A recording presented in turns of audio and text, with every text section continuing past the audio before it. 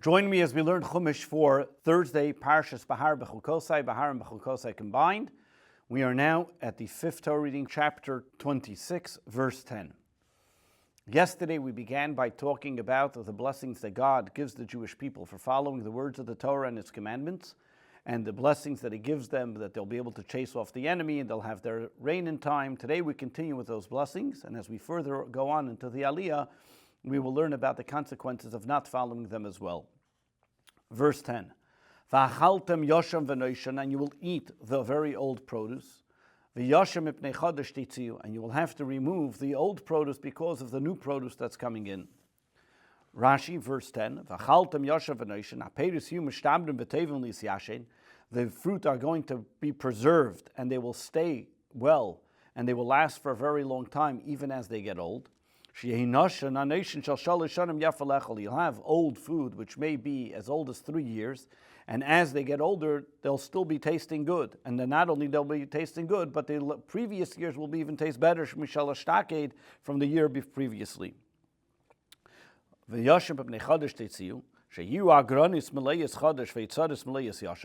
That the grain, the place where they store the grain is going to be full of all the new wheat, and the warehouses are still going to have the old wheat that is still dry, because since you didn't have enough time to eat it because you were eating it and it was so tasty and so delicious that you had plenty, and it was able to, the quality of it was so good, and therefore you didn't, and it stayed for a long time, and therefore you had plenty of it. So therefore you have to get rid of the old, because or else the new stuff is going to get ruined. And therefore you have to make place and get rid of the old to be able to make place for the new. Verse 11, and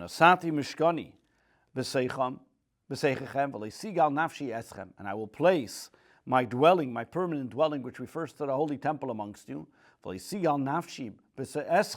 I will not reject you by departing from you. Rashi, v'nasati mishkani, zebis hamikdash, this refers to the holy temple. V'lisigal nafshi, ein ruchi kotza b'chem, I will not be disgusted by you, and the word sigal comes from the word disgusted, ge'ila, like something which is disgusting and something that you reject, as we find in the words, loshim pleitas davar abalu b'davar, that if somebody swallows something and rejects it and his body doesn't consume it, then therefore he has to vomit it, so too, the word nigal means to reject. Kisham nigal magin gebeiden, over there was rejected the shields of the strong ones, which is referring to lekibel hamashicha, which is the oil that was on it, didn't work. What they used to do was they used to smear the leather shields with fats. This way, this way that if a spear or an arrow would come against it, it would shield it from it, as it would slide off because of the fats that was on the outside. We also have the same terminology when it comes to koshering. The word is hag'ala, when you immerse something in boiling hot water. There, the hot water removes the non-kosher flavor from it. As well, you see the same terminology, gi'ul, to reject. It rejects the non-kosher that's in it. Verse 12. And I will go amongst you, and I will be for you as a God, and you will be for me as a people. Rashi explains, I will travel with you, I will stroll with you in Gan Eden, in the Garden of Eden, meaning very closely together. Like one of you. You're not going to be fearful of me. You may think, oh, I won't be afraid of God at all. There won't be the awe of God. What it means, the fear, this tremble won't be there, but the Talmud Leimer, therefore God says, I will be for you as a God, and you will be for me as a people. The awe will still be there, but we'll be able to have that companionship as well. Verse 13, Ani Hashem Elokeichem, I am God, that I took you out of the land of Egypt, from being slaves to the people of Egypt. And I broke those crossbars of your yoke. And I led you upright into freedom. Rashi 13. Ani Hashem Elokeichem, I am God, kedai shetaminu bi, being that I'm the one that took you out of Egypt, that is worthy enough. I am worthy enough. That means you can trust in me. Shani yochel lasis kalela, that I'm able to do all these things because I have a fact-proven record. I took you out of the land of Egypt. And I made great miracles for you.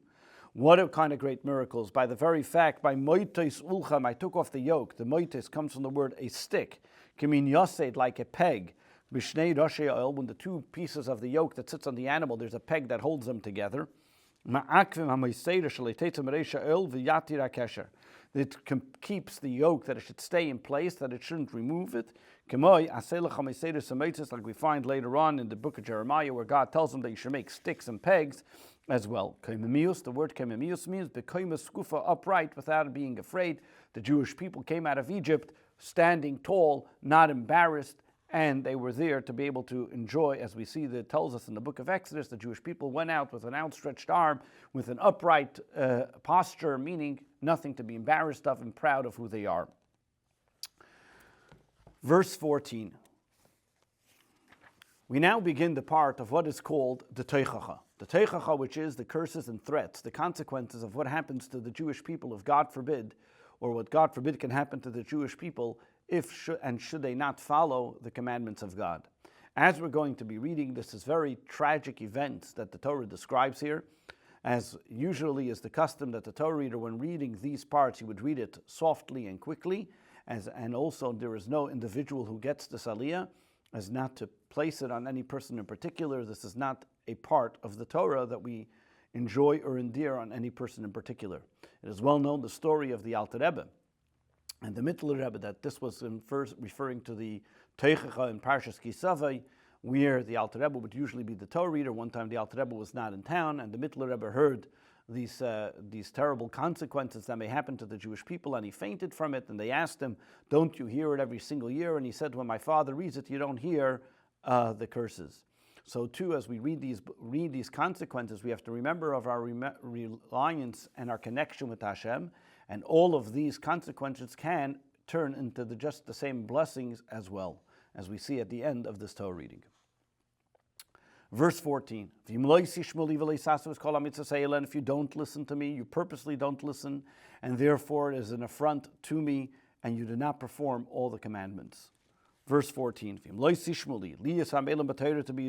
to be studying the Torah, and to know what the sages have taught. I would think that it's only referring to mitzvahs, to the observance of the mitzvahs, that you will not do. But I already said about doing the commandments. What do I know that? What does it mean to listen? If you do not listen, meaning not listening, to work hard in the study of Torah, to be diligent in the study of Torah. So then why does it say li to me? When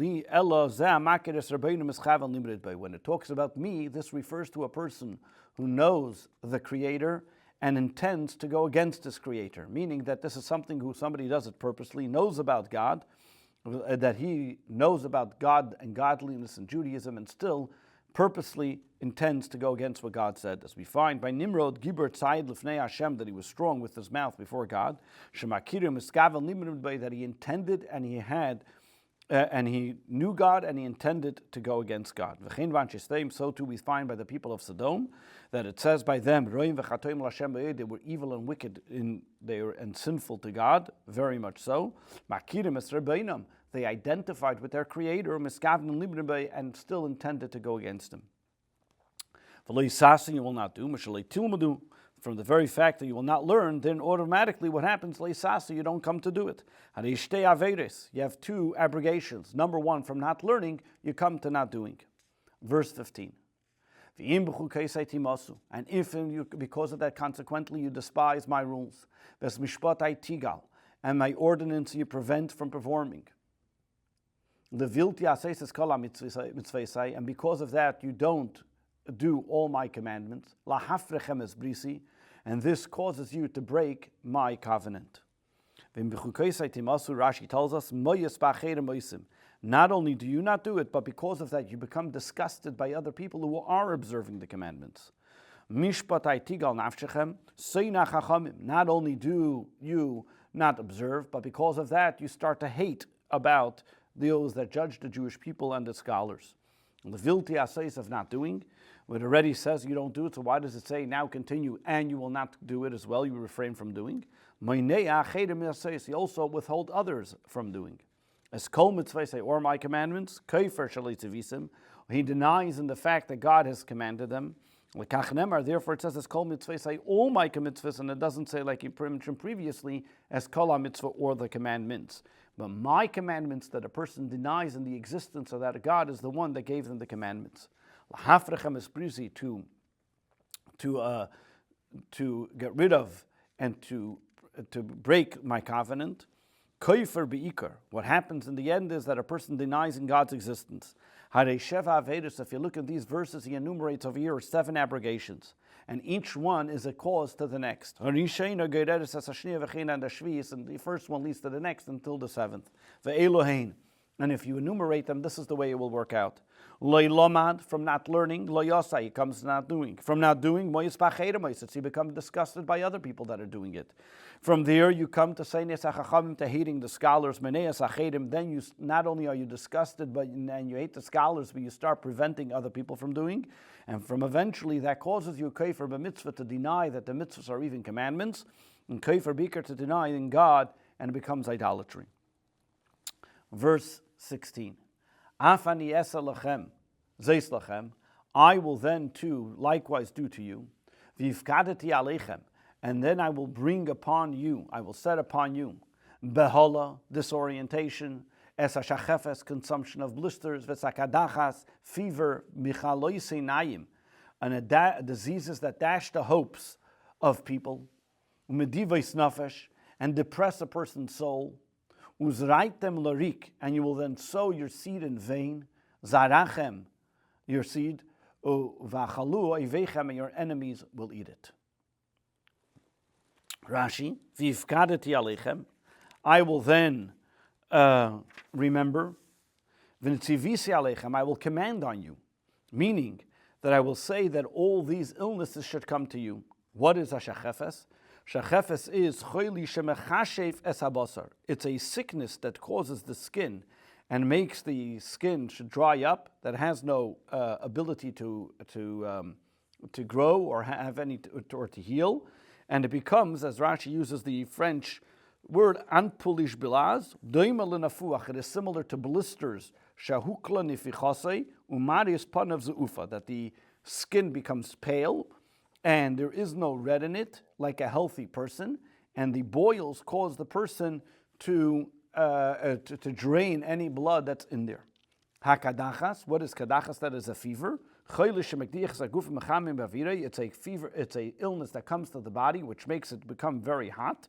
And that's why it's called a fever, as we see in the words in the book of Deuteronomy, ki eish kotcha ba'api, that a fire has consumed within me. Mechaloi seinayim and divas nafesh, which will dash the hopes and depress the soul. Why is that? Because einayim tsoifes v'cholis liros sheyekel v'yerope.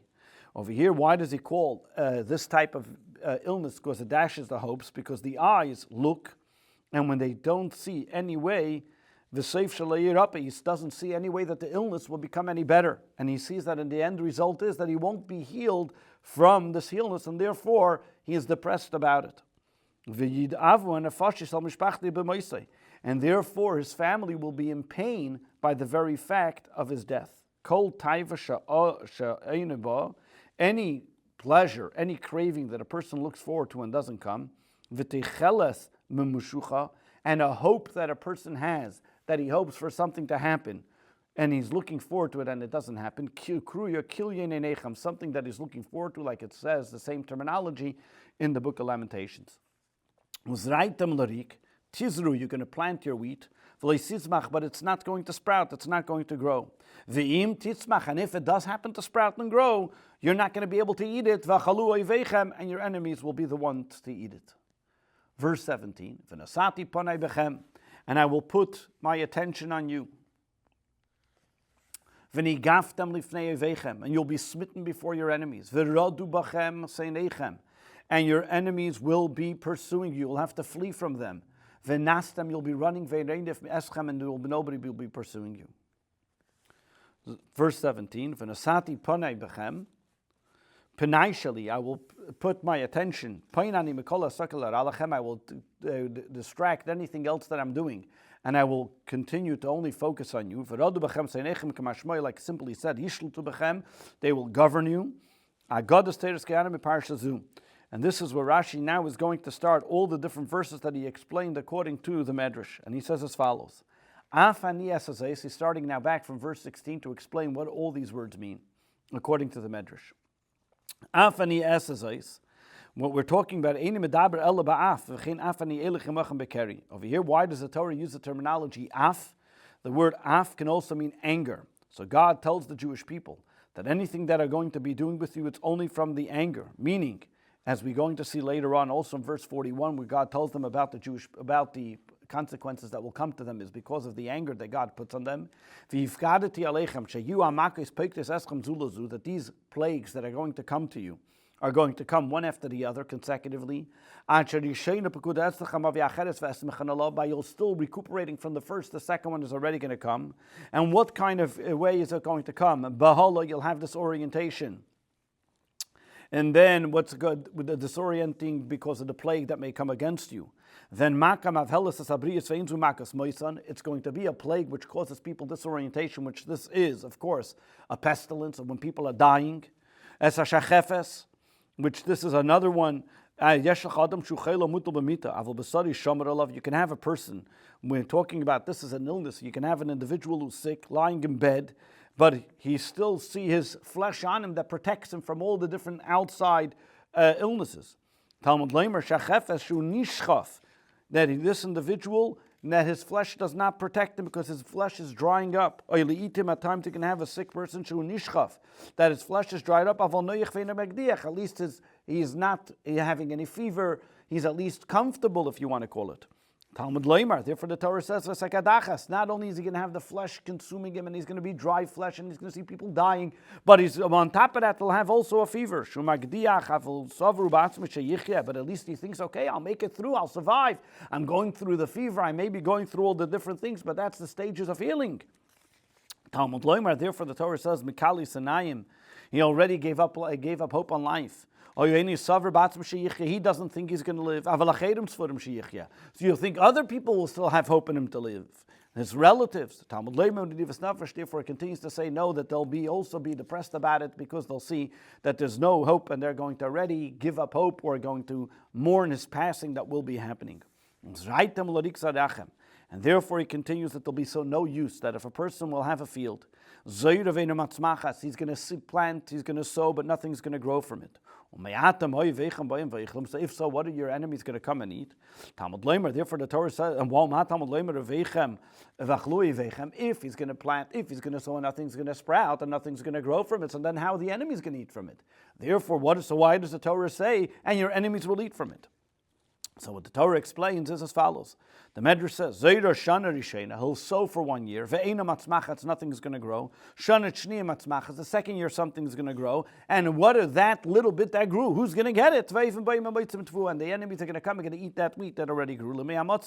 And when they're going to then, for the time while they set siege on that place, the people that are sitting on the inside are going to die from hunger because the first year's produce didn't grow. However, because they didn't collect any produce from the year before. However, the people who are setting the siege are on the outside, in the perimeter, now that it grew the second year, so they have what to eat, while the people on the inside have nothing to eat. Another explanation. This is actually referring to the sons and daughters. That you can really work hard to try to bring them up to something. However, because the sin that's in them, that the children who have invested so much time and effort into bringing them up, the enemy is going to take them over, meaning the sin that's within them, you're not going to see any nachas from them. And then the Torah continues in verse 17. And I will put my face upon you, meaning I will put my attention. Just like when it says by the good things that happen. That I will put my focus on you. So too it also says by the bad, that I will put my attention on you. It's like a king that tells his servants, I'm going to dedicate all my time and my energy to be able to make sure to make your life miserable. And you'll be plagued before your enemies. That the hunger, ready before the enemies even get to you, you're going to be dying. You're not going to be killed by the enemy. Ready, the plague and the siege on the inside is going to cause you to die. And the people that are fighting against you, they're only going to put a siege around you on the outside. By the very fact, it'll be easy for them to overcome you and to wipe you out because you're already dying in the inside. The very fact that the verse tells us that there are enemies, why over here does he change from oivechem, oyev, or terseina? That there are two types of enemies. There's an enemy from the outside, which is called an oyev, and a seina, which is a person that hates you. That's your own friend that hates you. That what God is telling them over here, that who's going to be the one? That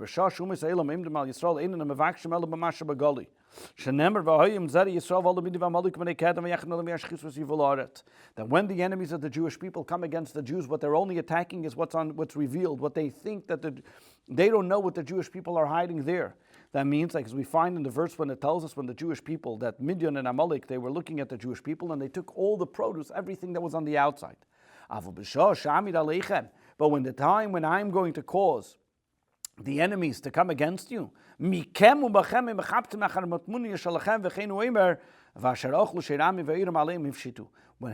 the enemies come, meaning these are going to be nations that come from within you, they already know where all the hidden stuff is. They're going to go and get all the stuff that are hidden, and they're going to steal all that as well.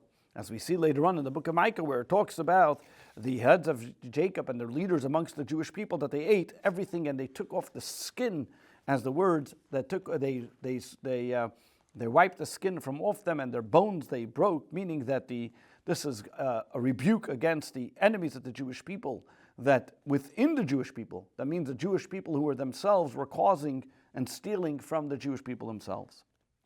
V'nastem, and you're going to be running away out of fear.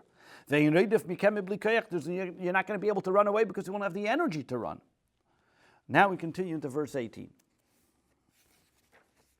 And if you will still during these punishments, you still won't listen to me. And I will then add another 7 punishments on the above listed sins that you've already gotten. With everything that happened, you're still not going to listen. And I will add more punishments. Another 7 punishments because of the 7 sins that were mentioned previously. The 7 sins that we mentioned of the not learning, not doing, and being disgusted by those that are doing, and all of those as we mentioned previously as well. Verse 19, and I will break the pride of your strength, and I will make your skies dry like iron, and your land will be moist like copper. Rashi, the rabbis explained that this refers to the Holy Temple, that this is the pride of the Jewish people that will be destroyed. As it says when it talks about the prophecy of the destruction of the Holy Temple, I'm desecrating my sanctified place, which is your pride. This Kasha Mishal Moshe, this Kzu Kasha Mishal Moshe, Shashamu Emer Vayishamecha Sharalishcha Necheshas. Over here we look at the difference of the consequences that God enumerates here in this Torah reading and the ones that are later enumerated by Moshe. When Moshe, this one is worse than the one that Moshe said, because when Moshe spoke about the curses that come, he says, and the heavens will be on your head like copper. And then over here he says, and which means that at least the heavens will sweat the same way copper sweats. But however, the earth will not sweat the way iron doesn't sweat.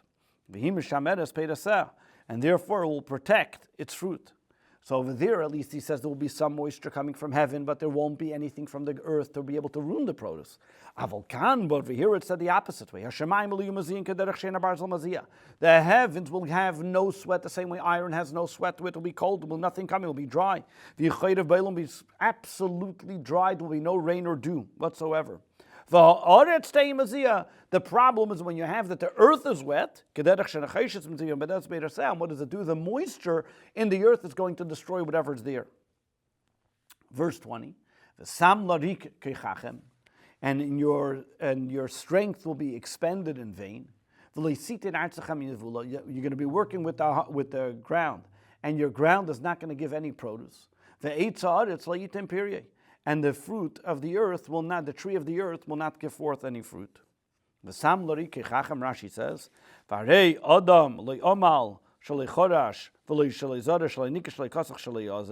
that all your work that you're putting on going into the field are going to be a waste. And the similar thing is that a person in 1 year, he's not going to be working with his field at all, that he didn't plow, didn't sow, didn't weed or anything, or didn't do anything with the field, taking out the weeds, cutting the grass, or cutting it with a sickle, or making the holes to be able that the water should be able to go from one place to the next.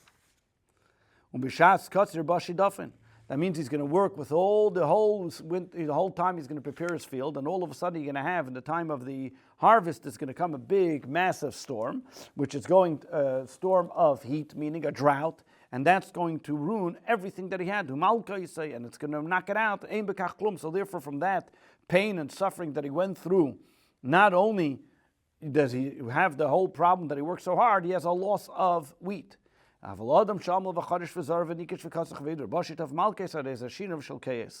means, what happens? What's the difference between a person who doesn't work with his field? A person sits back and says, I'm not going to do anything with my field. He doesn't plow, he doesn't sow, he doesn't whack, he doesn't weed, he doesn't do anything in the field. And then a drought comes. Okay, there's a loss of produce, but at least he didn't lose his energy. Over here, the Torah is telling us you're going to have a person who's going to put all the effort in it. And then you're going to have a drought. That really knocks the guy out.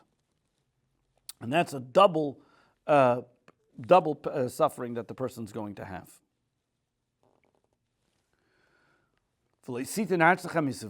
And the ground is not going to give any produce. It's not going to give any produce. Even the amount of seedlings that you put in, you're not even going to get what you put in. Sometimes you expect to put in some seedlings and it's going to get even more. You're not even going to get what you put in, you're going to lose that as well. And the fruit and the tree of the ground, that even from the drawing from the water, the moisture of the ground over here, you have two curses in one. Number one is that even the ground is not going to give anything to the tree, that the fruits are not going to ripen in time.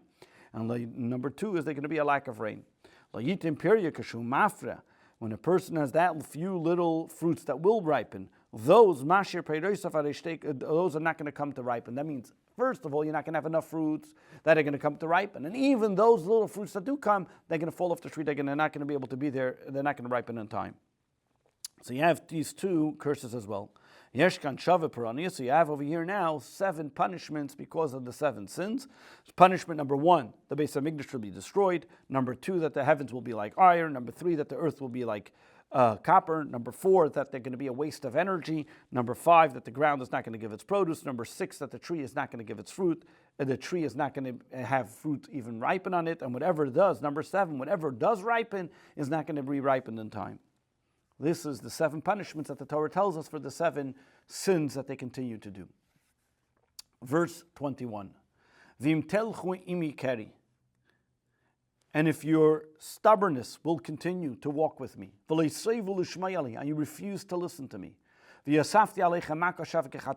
I will then add 7 more punishments corresponding to the 7 sins that we mentioned previously. Keri, what does the word keri mean? Meaning temporarily, b'mikra, by chance. That means your relationship with me is going to be temporarily, and you're not going to perform the commandments, you're going to do it in an irregular type of way. You're going to withhold from doing it. This is more close to what Unclus has to say with the Aramaic translation, difficulty, that you're going to refuse to listen. You're going to refuse to listen to become close and have a relationship with me. You can have another 7 sins, like the 7 sins, you can have another 7 punishments. What are they? As he continues in verse 22. And I will send upon you the wild beasts of the field. And they will bereave you.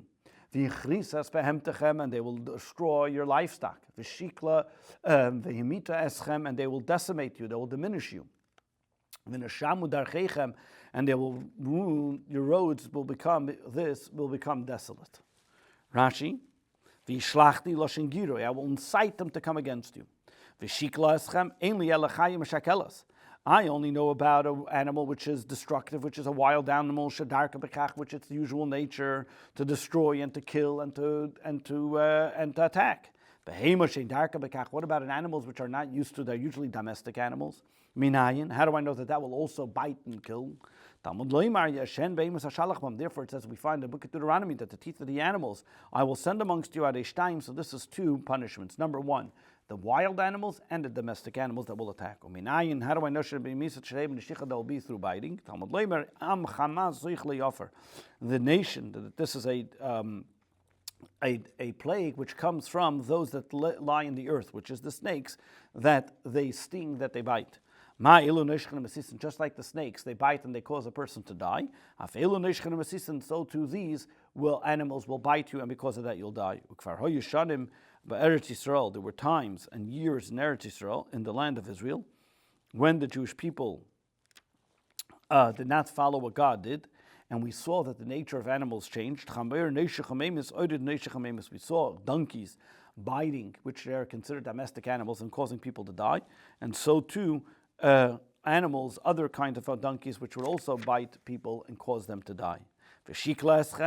And will kill them. Elaktanim, these are the small children which are called shikul when they die young. They will get rid of your animals from the outside. Those are those animals that go to pasture outside in the fields. Those are those that even are in the city. They thought that they will be protected. They will also be killed as well.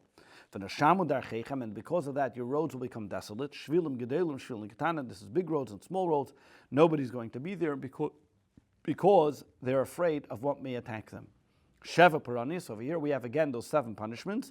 We have Shen Beima Shen Chaya, the attack of animals and domesticated animals. Chamasech Liyafar, as well of those that are in the earth, the snakes. V'shikla, those that destroying kids. V'hechrisa, and those destroy animals. V'amita, and those that destroy the people that are in their homes. V'neshamu, and the fact that the roads will be desolate. Verse 23. And if you still continue in your stubbornness, and you still will not be connected, and you won't be corrected because of these. And you'll still walk with me irregularly, meaning not to follow the commandments. Rashi, loiti vasruli, loshuvelai, to return to me, to recognize what you're doing and to do teshuvah. Verse 24, so too I will treat you stubbornly. And I will smite you, gamani, as well, sheval chatesechem, again, 7-fold on your above listed sins. Verse 25, Ve'vesi aleichem, and it will bring upon you cherev nekemes nekambris, a vengeance of a covenant, which will be v'nesaftem alareichem, that you will cover, you will gather in your cities. V'shilachti dever b'seichem, and I'll send an epidemic amongst you. V'nitatem bi'ad oyev, and you will be then delivered in your enemy's hands. Nekembris. What does it mean, a covenant of a vengeance? Why is there a covenant that there is no vengeance?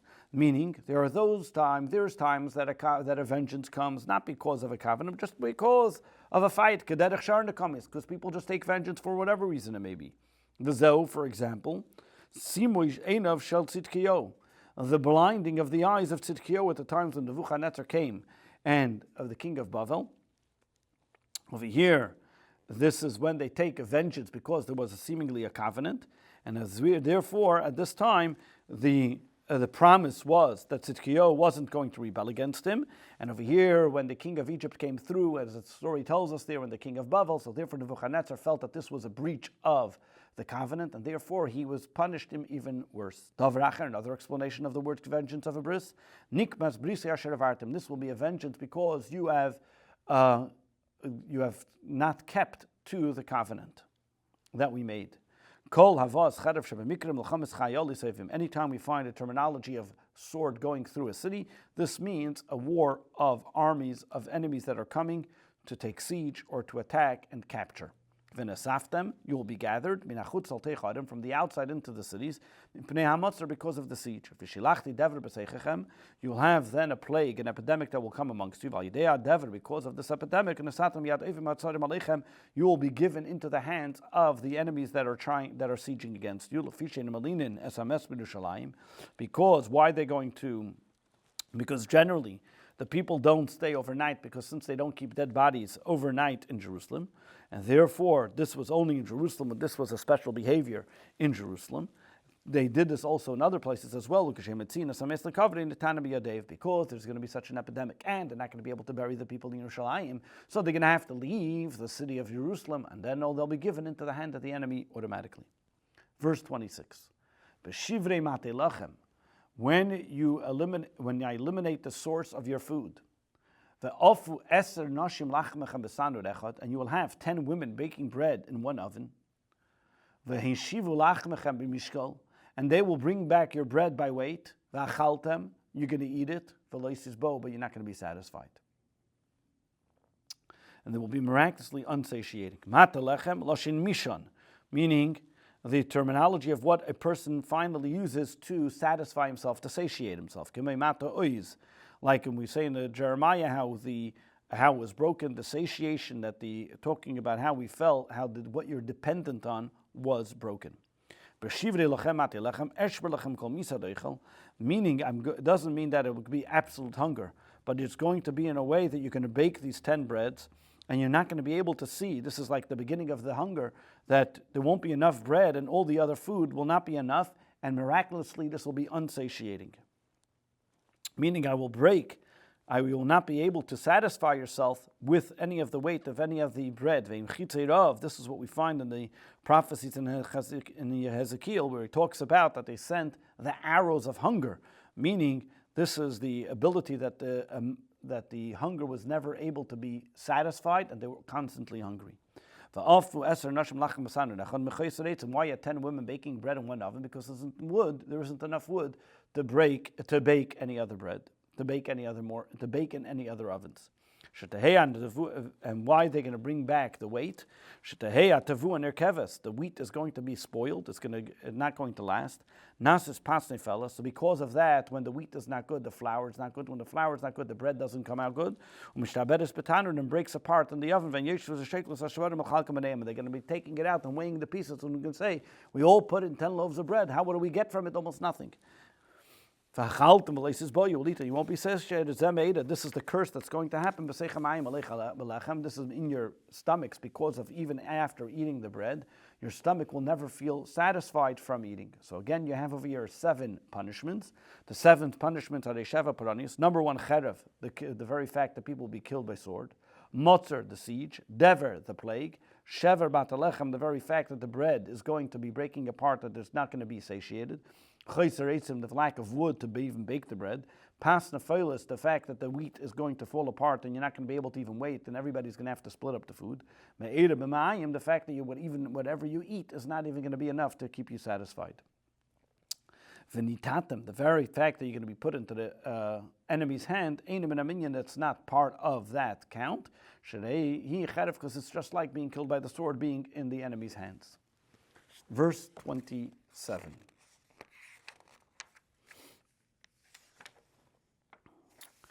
And if despite all this you're still not going to listen to me,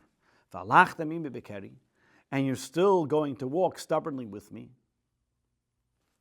verse 28, I too will treat you with a furious stubbornness, and I will chastise you, I will chastise you reciprocally 7-fold for your sins. Verse 29, and you will eat the flesh of your sons, and the flesh of your daughters, techelu is what you will be eating. Verse 30, Vishmadati is b'meisechem, I will demolish your tall and fortified edifices. Vichrati is chamonechem, and I will cut down your idols. V'nasati is pigrechem, and I will make your corpses of your alpigre gulelechem, fall upon the corpses of your smashed idols. Then goala nafshi eschem, and I will, my soul, my divine presence will reject you by departing from you. Rashi, Bamei Seichem, what does it mean, Bamei Seichem? Migdalim, tall buildings are going to come crashing down. Uberyanes is the beautiful palaces that you have made, mansions that you have made. Chamonechem, Chamon is, Rashi tells us, min avodah zarah, kind of idolatry. Shemamidim alagagis, that they would put them on the roofs. Valshem shemamidim chamakrim chamonim, the fact that they would put them in the sun, that's why they call them Chamon, from the word Chamo. And the main punishment over here was that when this whole tower comes down, is the big idol that's on top of it comes down as well.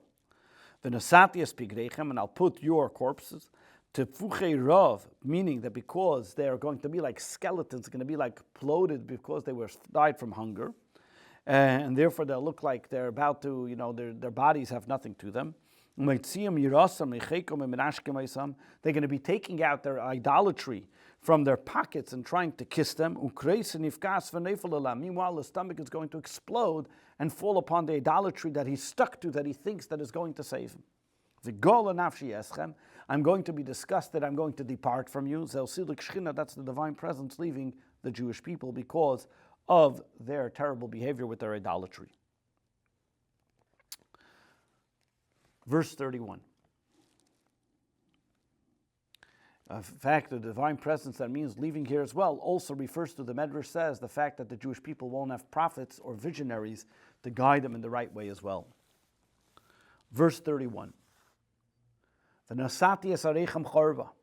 I will destroy your cities, and you will find no reason to go in them. And I will make your holy places desolate. And I will not derive pleasure from your sacrifices. I would think, they will be destroyed because nobody's going to live there. However, when he sees that when it says later it'll be desolate, that means it's going to be desolate from people. So what does it mean? The first case,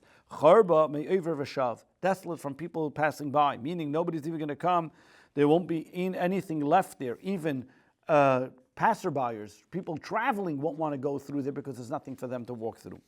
I would think this is referring to the holy temple, that it's going to be empty from sacrifices. So then why does it say afterwards, will no longer smell your sacrifices? So then it's already mentioning sacrifices. So what does it mean that I will destroy your temples?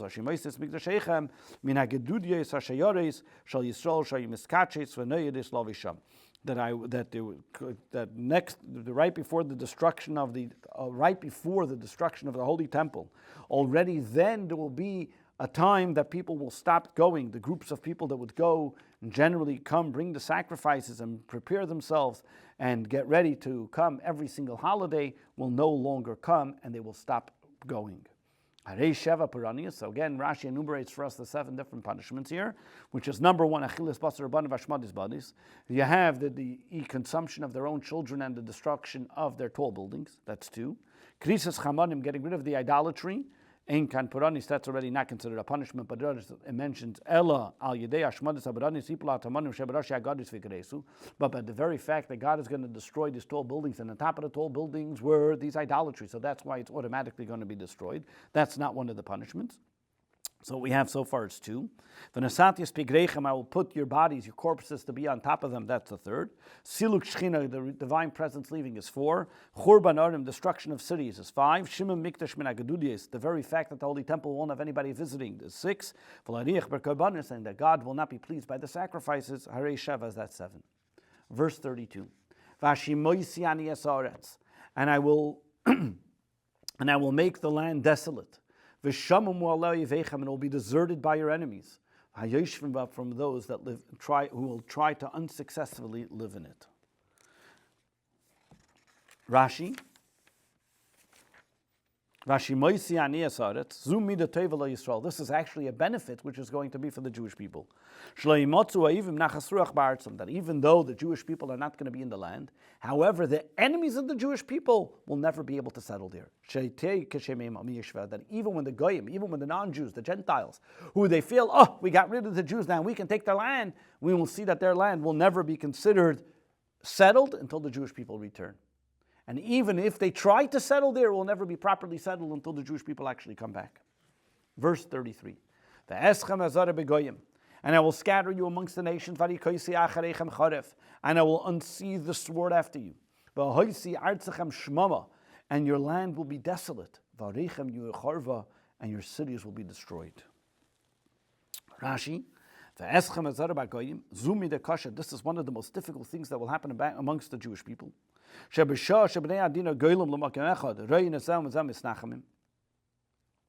while the people are exiled from one place, and they go to one place and they see each other, and they start comforting themselves.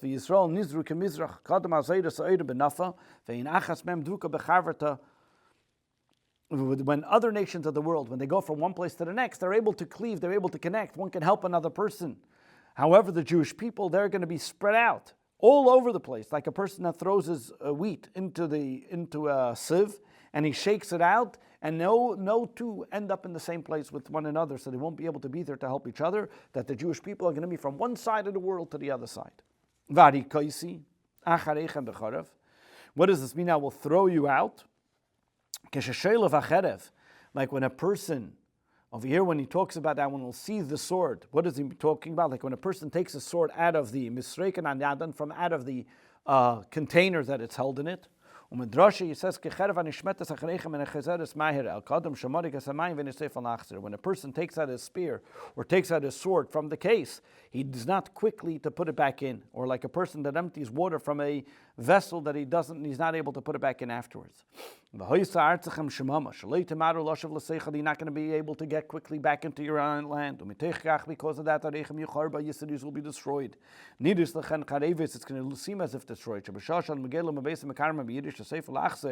When a person leaves his own home, or leaves his vineyard, leaves his field, but he thinks that he's going to come back, then it's not as if it's destroyed. When a person thinks he's always coming back, he doesn't think it's destroyed. Over here, the Torah tells us it's going to be destroyed because you'll never see a time and opportunity that you think you'll ever make it back. Verse 34. Then the land will appease me over the unobserved sabbatical years. Kol Yemei Hashama, from all the entire time that it remained desolate with you on it. And you're going to be in the land of your enemies. Then the land will rest, and will thus appease me over the unobserved sabbatical years. Over here, Rashi tells us, and over here we're going to see that many of the things that would happen was because of the lack of the observance of the sabbatical year. Verse 34.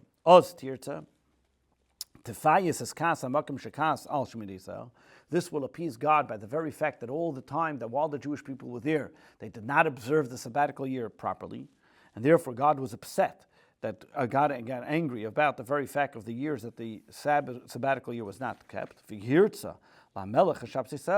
therefore will appease the king, so to speak, like paying back for the years of the sabbatical years not being observed. Verse 35, Kol Yemei Hashama. During all this entire time, it will remain desolate. Tishbeis, it will rest. For all the time that it hasn't rested, during those sabbatical years when you lived upon it.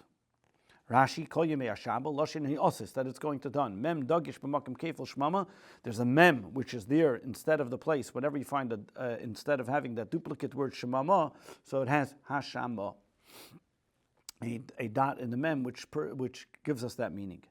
So what does it mean for the time that it didn't rest? Shivim Shana Shel Golus Bavel, the 70 years that the Jewish people were in the Babylonian exile. That means after the destruction of the first temple. They were for the 70 years and the Jubilee years that the sabbatical year was not observed correctly.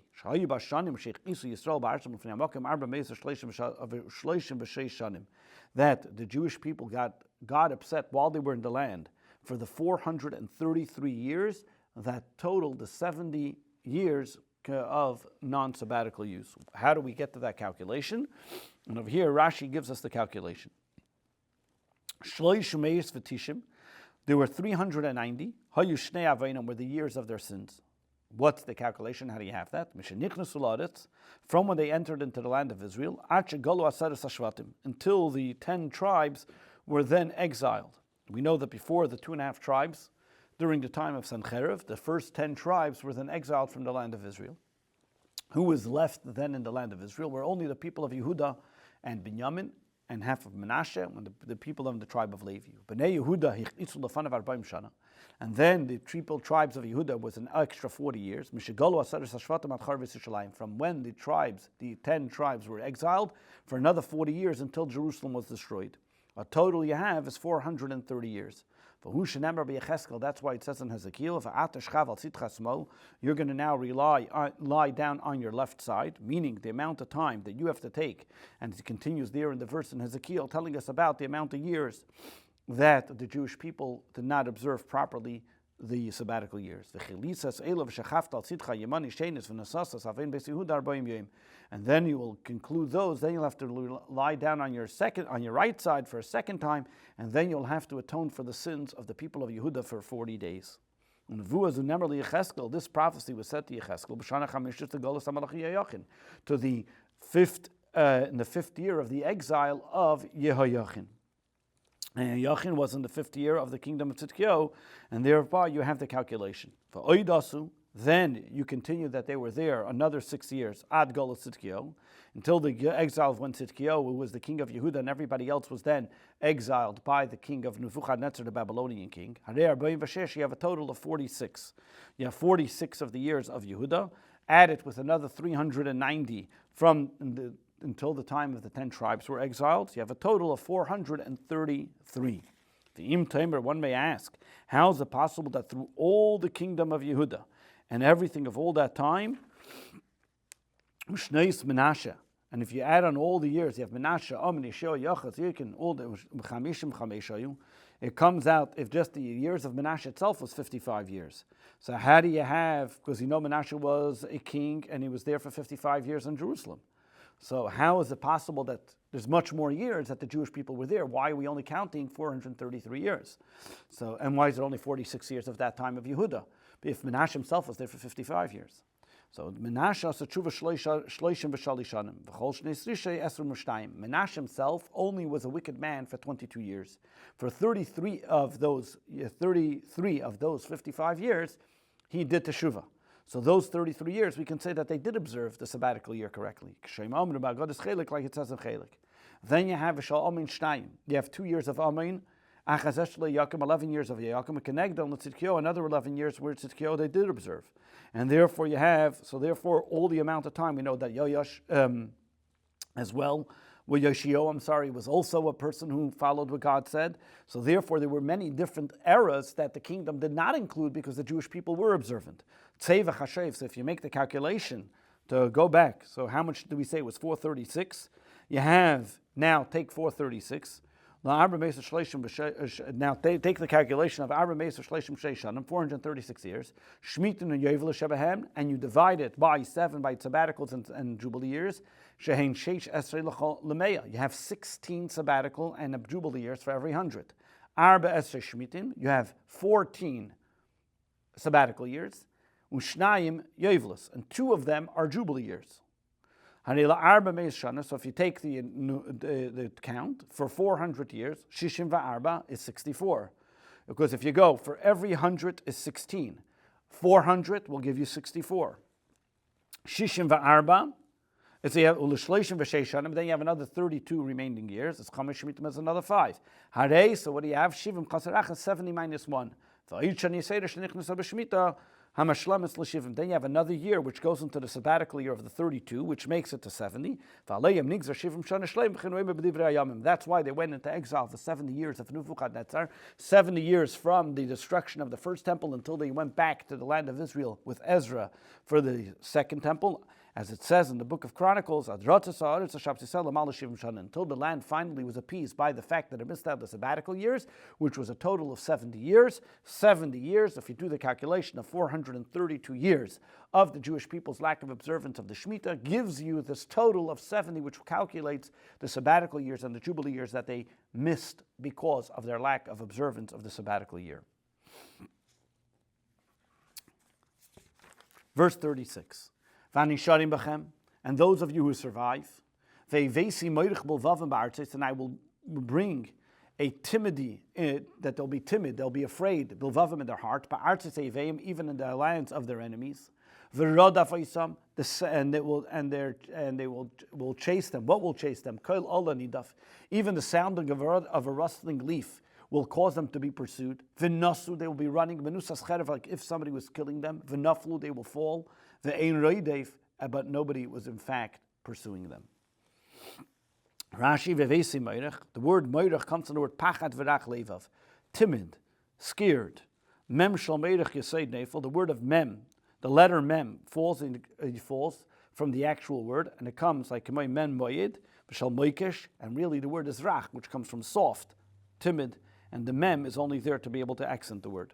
V'nasu menusas cherev. They're going to be running, like they're running as if somebody's chasing to kill them. What does it mean, a rustling leaf? When one leaf rustles with one another and makes a noise, as if when somebody is banging a leaf on the floor, or when leaves are banging against each other. That's why we have a lentil, which also is called mashkaif, from the same word, shakuf, which means that the door bangs against it. The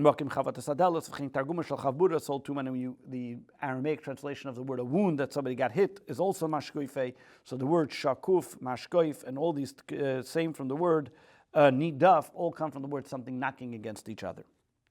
Verse 37. Each man will stumble over each other, as if they were being chased from a sword. But there's nobody chasing them. There's no pursuer. You will not be able to stand up before your enemies. When they run, they will be trembling, stepping on one another, and they'll be stumbling on each other. Because since they are running away and they're afraid that somebody is chasing them. They're running away from somebody that might kill them. They're going to be petrified. And every moment they're going to sit with paranoia, thinking that somebody wants to kill them. And the Medrash explains the Medrash gives a deeper interpretation that not only does it mean literally that they'll be stumbling on one another, it's going to be a stampede as if somebody wants to kill them, but each person's going to be responsible for each other's sins. And even though they may not be doing the sin, but the very fact that somebody else is doing an Aveira, because every single Jew is responsible for one another, therefore if one is doing something wrong, they will be responsible, and that causes one to be punished with each other's sins. Verse 38. And you will become lost amongst the nations of the world. And it will succumb you. And it will consume you. The land of your enemies will consume you. Meaning you will die in it and you'll be buried in it as well. Because you're going to be spread out in their nations. You'll be lost from one another. You won't be there to be there for one another. Those are those that die in exile, that they're not buried in the land of Israel. And this is that when we talk about the greatness of being buried in the land of Israel, which even when it comes to the time of the resurrection, and this is what it's referring to, that they won't have that opportunity to be buried in the land of Israel. Verse 39. And those who will survive, who on the account of their iniquity, will waste away in the lands of your enemies. And even if the iniquities of their fathers will still be with them, they will also waste away. What does this mean? Rashi explains in verse 38. The word when there's sins, what does it mean if the sons haven't sinned? So why will they be punished because of what their fathers did? Therefore it says, with them, that they continue to go in their father's ways and they do the sins of their fathers. The word yimoku, what does the word yimoku mean? Means that they will waste away. something which is the word Lashon Hamasa, melting away. You take something that's hard and begins to melt, like we find it in the book of Exodus. Yimasu, namasu, kamoyu timakna b'charein namakum b'chubaroisai. Talking about people melting away in their holes, or that the wounds melt, meaning that the blood comes out and it starts sifting away. Something which is hard to congeal and automatically starts melting. Verse 40. V'hisvadu es avoinam v'saveina v'isam. And they will confess their own sins and the sins of their fathers. B'ma'alom asher molovi, in the unfaithfulness of which they have betrayed me. Va'af asher holchu ime bekeri, and also for the very fact that they walked with me stubbornly, or that they only performed my commandments irregularly. Verse 41. So too I will, for which I have treated them as well with furious stubbornness. And I brought them into the land of their enemies. Perhaps then their clogged hearts will become humbled. The clogged hearts will become humbled, and then they will appease me with their iniquity. Rashi, the word over here, it doesn't say v'shilachti or v'hoilachti, like he talks about when he sends them to the enemies. But over here, Rashi, the verse, God uses a terminology. When he talks about the Jewish people coming back, he doesn't say, I'll send them, I'll bring them. He says, I will bring them. I myself, ani ba'atzmi avim, I myself will bring them. Zum mida tevel Yisrael. This is the way God shows his kindness to the Jewish people. They shouldn't say, because God sent us out amongst the nations of the world. And we did like their actions. I'm not going to care for them. Therefore, God says, I'm sorry, I'm not going to leave them. I'm going to put my angels and my prophets and bring them back under my wings. Shnemer, as it says, whatever you wanted to do will not be. I live, meaning I promise. If not for a strong arm and an outstretched arm, I will go and I will be the king for you. Or then, when he talks about over here, or then, perhaps then their clogged hearts will become humbled. When the word oy oz is like what we find other places in the book of Exodus, or then when you find out that this is kisher nagachu, that this is a goring animal, oz yikona, that if they finally come to the recognition and they're able to reveal that love that they have for God, lashinachar ulai, maybe after all the punishments, shemaz yikona libam, then their clogged hearts will become humbled. Because then they're going to appease me. Then they're, because of the punishments and the suffering that they've gone through, they will be forgiven on their sins. Verse 42. And I'll remember the covenant I made with Jacob, and also the covenant I made with Yitzchak, and the covenant I made with Avram. And I'll remember also the promised land that I promised to them as a covenant, which is now unfortunately desolate. In 5 places it says Yaakov's name. If you look over here, Yaakov's name has a vav in it. And in 5 places, Nichtav Moli, it says it with a vav. Elio, Choser, and to the opposite you also have Elio written in 5 places without a vav. Only in 5 places. Yaakov notel isvav mishmei Elio. Yaakov took the letter vav from Elio's name.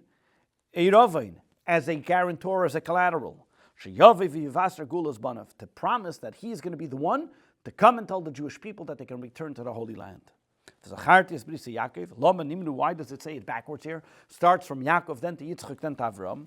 To say as follows, it's even worthy because of Yaakov to return the Jewish people to their land. And if the Jewish people did so much sins that Yaakov himself is not good enough, he has Yitzchak with him. And if he's not even good enough, then Avram, in merit of Avram, Yitzchak and Yaakov, all 3 of them. Why does it say only remembering? Why doesn't it say remembering by Yitzchak? It says, I will remember the covenant of Yaakov, and then Yitzchak, and Avram I'll remember. Why doesn't it say about Yitzchak I'll remember?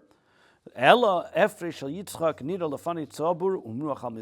because the ashes of the burning of the sacrifice of Yitzchak is there constantly, always by God, and therefore he doesn't need to remember it.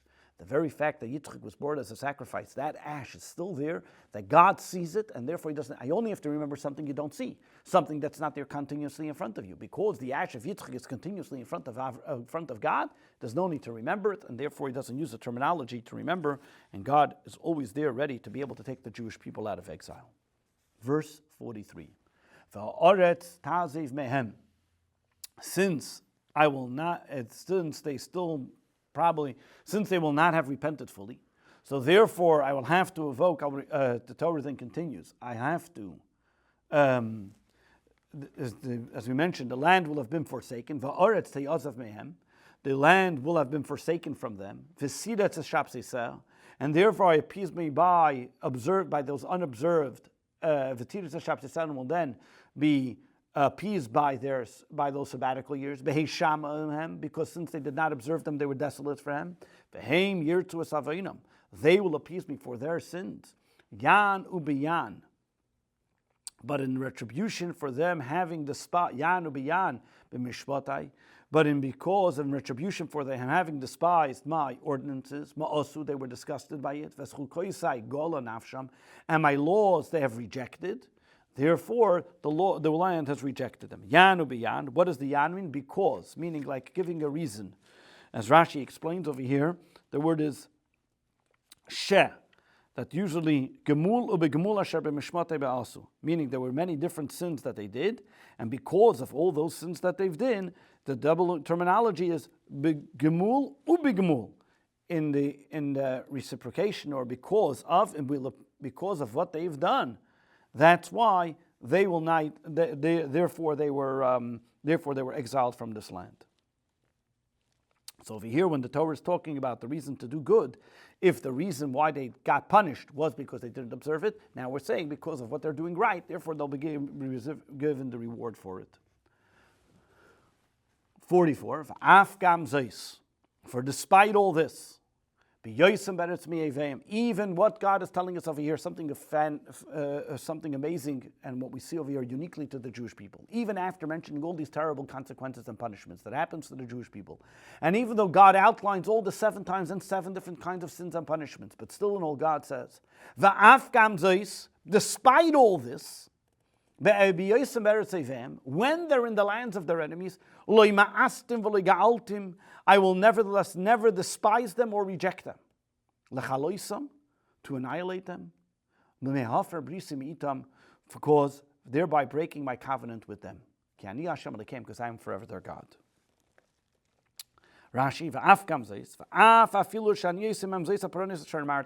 even though I'm doing all these punishments to them, still in all, but this is all to cleanse them from their sins while they're in their enemies. I will not be disgusted to get rid of them and to disrupt the covenant that I made with them.